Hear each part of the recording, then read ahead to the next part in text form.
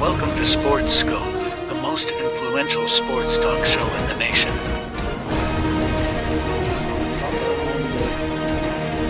What is today, the 19th? Stay tuned for updates and great sports content. Hello, everybody. Welcome to the Real Sports Scope. I'm your host, Robert Butler, on this.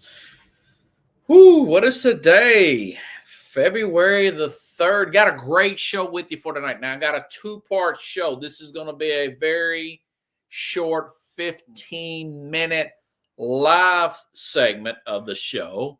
Today is the 3rd, but stay tuned because 15 minutes past the hour went a little bit longer with Jamie Pags, the Philly sports guy. I haven't talked to Jamie in almost 2 years. I talked to him back in May of last year. So I do want everybody to hang around. I talked about the Eagles, his life as a super fan. We get into this Luka Doncic trade there at the very end, and he's not too happy with the ownership there of the Philadelphia 76ers. So a lot of good stuff, a lot of hot takes. Jamie's really he's going to be at the Super Bowl. It's going to be a great interview, so stand by for that, okay? But first, I'm going to talk about this massive blockbuster trade. But stand by. We'll take our first and only break. I'll be back here very shortly, and we'll hit the ground running here on the Real Sports Scope. Hello, Sports Scope followers. The program has seen tremendous growth since going 5 days a week. I just wanted to thank everybody for your cash contributions and sharing the program with friends and families. Just a reminder, if you want to contribute to the program, go to the Cash App, the cash sign, and Sports Scope. There are other ways to contribute to the program listed at the bottom of the screen. If you want to advertise on the program, go to sports, that is sports with an S, another S, scope, SKOPE, at gmail.com, just like it's listed at the bottom of the screen. Thank you and enjoy the program. Righty, then I'm back here live, okay? All right, so I was looking at this thing. I almost did not think it was real. Luka Doncic being traded for Anthony Davis there. Felt a little bad for the guy. Apparently, he had bought a house, just bought one in Dallas, and supposedly he cried afterwards. But, I'm reading report after report after report after report of the team constantly riding. And I say this was program. I've seen him come in out of shape. And one report said he was up to 270 pounds. He's just now coming back from injury. There's a fear that he is going to be like a Joel Embiid type. Okay. And I look at this and I look at all the other trades. I look at the fact that Jimmy Butler at some point between now and when this trade deadline's coming up, he's going to be removed. By the way, Wednesday, I'll have a double hitter with guests here. I'll have Jeffrey Deskovic going to come on. We're going to talk about this trade. And, of course, Jason Patterson going to talk about the Kansas City side. Today, I'm talking about the Eagles side, 45 minutes past the program. Or after 15 minutes, I'll have the Philly sports guy in on a recorded interview. He's very busy, very, very busy guy.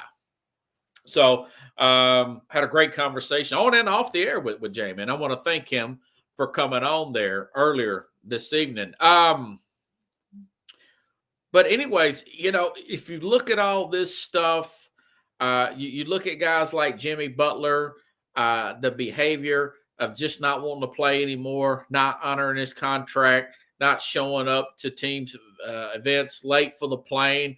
Same thing with weight issues like Luka Doncic. Also, you had Zion Williamson, also weight issues. He got in trouble with the team. He was saw multiple times at a Wendy's. You see this around the league, and I think it shocked the whole league about this type of trade. I think it's a good wake-up call. That's the really good gist I get of it. The ratings have been way down in the NBA. The commissioners talking about shortening the games. That's a new story, by the way. That came out last week, going back 6 weeks ago or back into the last year, late last year. There were some reports the ratings were way down in the NBA.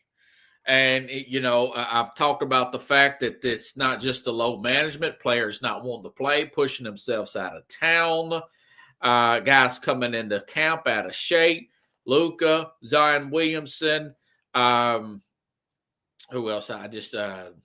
Joel Embiid, to say the least. Hey, this is a good thing.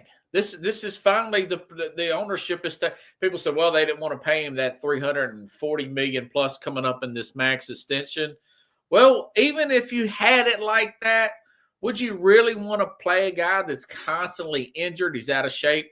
I made some notes here. He reminds me a lot of Shaq, except Luka's not 4 inches taller and as big as the Diesel was. They both were phenomenal talents, almost a phenom type of talent. Luka's more physically skilled than Shaq was. Shaq more physically dominant, over 7 foot, 3+ with Shaq, and can move really quick. But he had problems going back to Orlando, coming in out of shape. He actually hit partying too much, coming in out of shape, not being ready to play. He talks about this, not nobody else. Shaq said that, Scott Skiles got onto him and he punched Skiles in practice. So eventually he was moved on from the Lakers because he was out of his weight issues.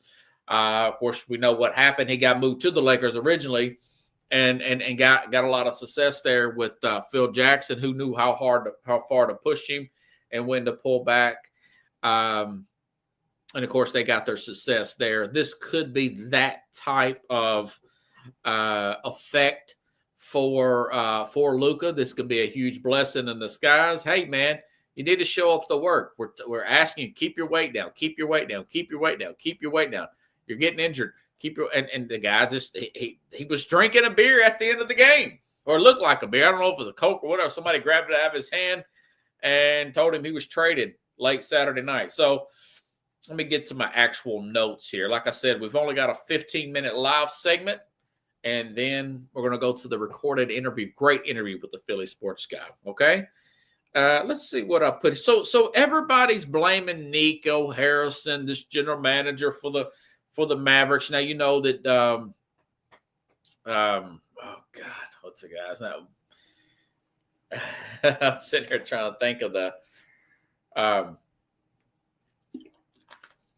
Mark, what's his face, does not own this team anymore.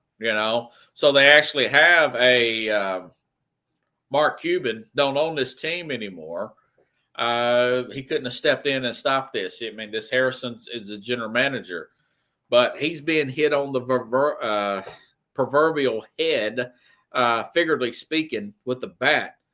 But listen to this guy. Since he took over the Mavs back in 21, I'm talking about this general manager made this move happen. Jason Kidd didn't know about it. The rest of the league didn't know about it. Just Rob Pelinka. And that's another issue for another time. But he hired Jason Kidd. I thought this was controversy, but it kind of, maybe while Luka wasn't doing the work, they said, well, you got a problem child in Kyrie Irving. Maybe I can get away with coming into work out of shape all the time. Well, it did work out. They did get to the finals last year. Remember, Harrison, this general manager, Nico Harrison, he did get Kyrie Irving. He did acquire David Gafford. He did acquire P.J. Washington. These are big, big players here. P.J. Washington. They did draft Derek, although he's hurt now. They did draft Derek Lively. That played a big role last season in the NBA Finals. Like I just said, Luka looks a lot like Shaq did in the 90s. I think a lot of that was Shaq's weight. The Magic were just a little hesitant to make that big, big splash when he went into free agency. And, of course, Jerry West being savvy, went on and picked him up and with the Lakers. They both went to the finals in their career with the team that drafted him. Shaq, remember, he went to the Houston Rockets, come up short there. And then same thing with Luka, went to the finals this time last year. Luka's not even 26 yet, by the way. And come up short as well. Both had weight problems, seemed to party a lot. You can kind of see the similarities between these two, you know. But I just said it's let me just read some of the screenshots and reports that I've read about Luka over the past 24 hours here. Luka made the by the way, he'll make the Lakers debut. Of course, he's been out for a while, as early as Saturday. People within the Mavericks feared that Luka can end up. This is from Chris Fedor. I got this off NBA Central. Fedor, I guess is his name, reporter here. People within the Mavericks fear that Luka could end up like Joel Embiid, poor conditioning. The biggest thing, quote, when talking to people around the league, was the concern about his condition, as well as been reported he's been up to 270 pounds, according to many sources, feeling like he could Legion Hoops. This I got this off of, but this was originally from ESPN. The Mavs gave him an 11-day excuse absence in late November to shed weight after he ballooned into 260s. This season, he missed 27 games, including 6 weeks since sustaining a left calf for the fourth time in 3 years. He gained weight while he was out, which frustrated team officials. The primary reason for the 11-day absence in the late November, officially attributed to right wrist sprain, was provided Doncic's time to shed the weight he ballooned to into the high 60s. So, I mean, these are reports I've been reading constantly. Now, of course, the executives around the league are reportedly fierce the Lakers were the only team to bid. So that's something that will come out in the days. I'll tackle this more in depth probably on Thursday. I know that there's been some more on Wednesday, excuse me. There's going to be some more trades. I'm going to get into that. Oh, God, what's his name? Our guy, De'Aaron Fox, who went to the Spurs. I talked about that on Friday. That can happen. Luka apparently cried after finding out he's traded after bought a $15 million house in Dallas area. The Mavericks announcer Mark Followill took direct approach to Luka on the air. We're stunned. We're shocked. We're going through it. You know what we're talking about. So a lot of people really upset about this. You're saying, well, as far as my opinion of this thing, it could turn into this could be a curse for the Dallas in one sense. You think maybe this could be like the Babe Ruth being traded to the Yankees from the Red Sox type of thing. Or this could turn out to, and in some way, not so much, if Anthony Davis, what if he helps his team win a championship at 32 years old? What if he does help? Because, he provides that defensive presence that Luka did not provide. Luka just did not play defense consistency with his ball handling skills and ball-centric play usage and whatnot.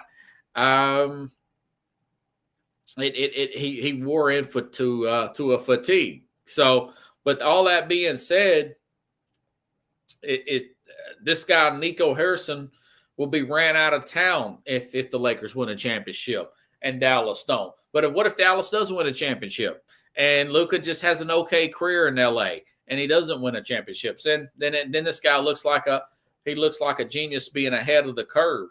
But as far as Vegas is concerned, the Mavericks are plus 4,100 to win the championship. The Lakers are plus 19.